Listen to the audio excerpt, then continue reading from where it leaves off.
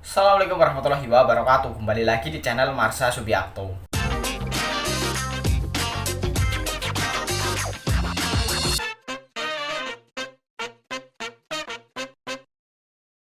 Pada kesempatan kali ini kita akan kembali membahas informasi menarik. Kali ini tentunya kembali terkait dengan seleksi P3K atau pegawai pemerintah dengan perjanjian kerja untuk formasi tahun 2023 ini. Jadi kemarin kembali ada berita menarik berkaitan dengan hal tersebut. Ada para peserta seleksi P3K yang melakukan demo menuntut agar seleksi kompetensi teknis tambahan ini dievaluasi gitu ya.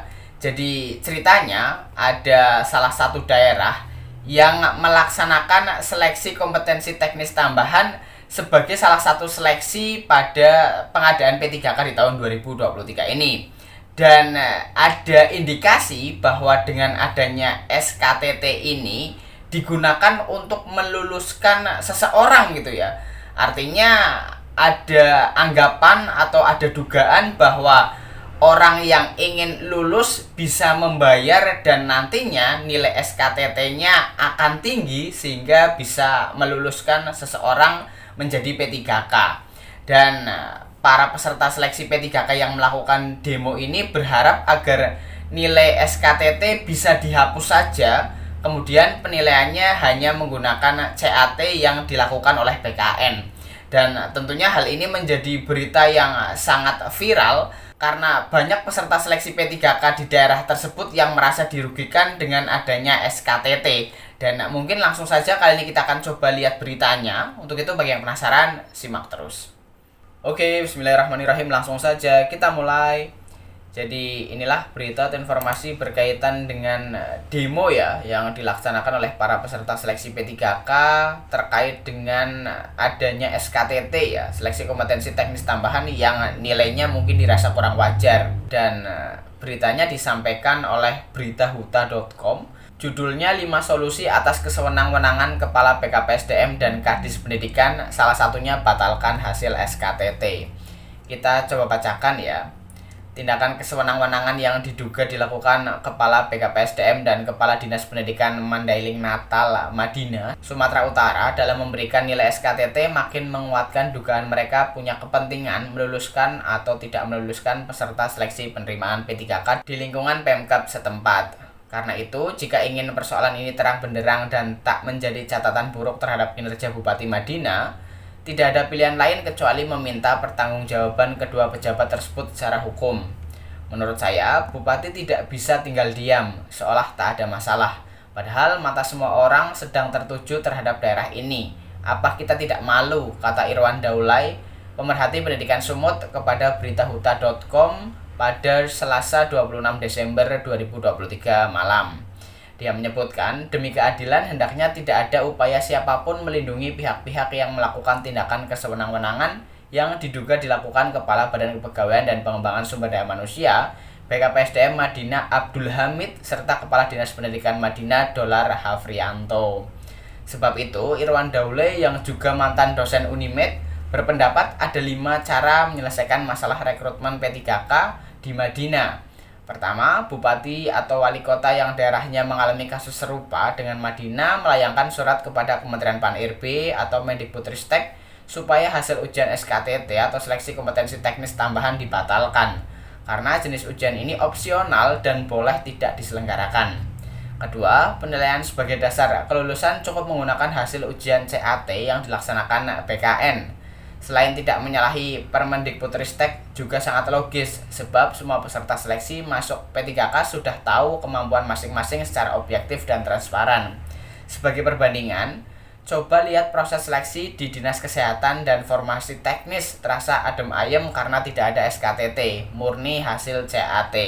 Kisruh itu bermula karena pejabat di 2 satuan kerja atau satker itu seolah bertindak semaunya, kata Irwan Daulay yang juga seorang pengembang. Pertanyaannya, kata dia, bagaimana mungkin kedua pejabat dapat objektif menilai 10 kompetensi profesi guru tanpa melibatkan kepala sekolah atau pejabat penilai yang selama ini lebih mengenal guru? Sungguh tidak fair jika mereka beralasan sudah melakukan penilaian sesuai deskripsi yang tersedia di laman penilaian yang diberikan oleh kementerian secara online. Padahal tujuan SKTT digelar agar guru-guru berprestasi dapat menambah poin penilaian dari kinerja profesi mereka selama ini. Ini malah buntung dan diduga SKTT dijadikan celah mendongkrak nilai guru-guru yang disukai dan mengkanvaskan guru-guru yang tidak diharapkan. Selanjutnya, ketiga, Bupati atau Wali Kota meminta Mendikbudristek menurunkan Irjen di lembaga ini melakukan investigasi mengenai tata cara penilaian SKTT yang dilakukan BKPSDM dan Dinas Kesehatan. Apakah sudah benar-benar dilaksanakan sesuai maksud diadakan ujian tersebut, yaitu menambah nilai bagi guru-guru sebagaimana 10 kompetensi guru yang dijadikan standar penilaian. Jika Bupati atau Wali Kota benar-benar serius mengatasi kekisruhan ini, semestinya solusi ini perlu dilaksanakan segera. Keempat, para peserta yang merasa dirugikan juga bisa melayangkan gugatan melalui Pengadilan Tata Usaha Negara atau PT UN untuk mendapatkan keadilan. Terakhir atau kelima, para peserta yang merasa dirugikan dapat melaporkan tindakan ketidakadilan yang mereka rasakan ke Bagian Pidana Umum atau Pidum, Polda dan Pidana Khusus atau Pitsus KPK, Komisi Pemberantasan Korupsi di Jakarta. Ini menurut saya sebagai solusi agar polemik ini tuntas, tidak saling tuding atau saling fitnah. Proses secara hukum itu lebih baik, kata mantan staf khusus Bupati Madinah. Seperti diberitakan media ini, hasil penilaian SKTT yang dilakukan Abdul Hamid dan Dolar Hafrianto terhadap peserta tes masuk P3K diduga bermuatan kepentingan. Pasalnya, mereka dipastikan tidak paham perilaku para guru. Bagaimana mereka memberikan nilai SKTT? Lucu kan, kepala sekolah yang lebih paham perilaku seorang guru, kata Rizal Effendi Lubis kepada beritahuta.com Minggu 24 Desember 2023 malam. Sebab itu, ia menyebutkan penilaian yang dilakukan kedua pejabat tidaklah mencerminkan keadilan. Apalagi ada peserta seleksi yang baru 3-6 bulan menjadi tenaga honorer tetapi dinyatakan lulus P3K. Jadi itulah berita atau informasi berkaitan dengan adanya ketidakpuasan ya para peserta seleksi P3K karena adanya SKTT, seleksi kompetensi teknis tambahan yang penilaiannya dilakukan oleh Kepala BKPSDM dan Kepala Dinas Pendidikan di Kabupaten Mandaling Natar, Sumatera Utara ini ya.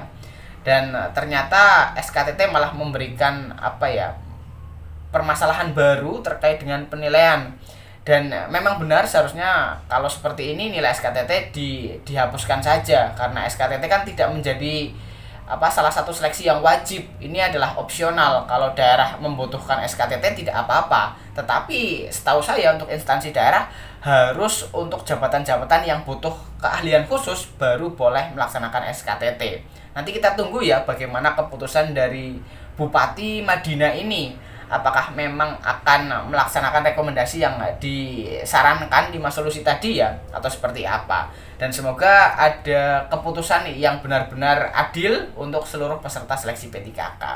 Jadi mungkin itu informasi yang bisa disampaikan pada kesempatan kali ini. Jika ada tanggapan atau pertanyaan silahkan tinggalkan di kolom komentar. Terima kasih, mohon maaf bila ada kesalahan. Wassalamualaikum warahmatullahi wabarakatuh.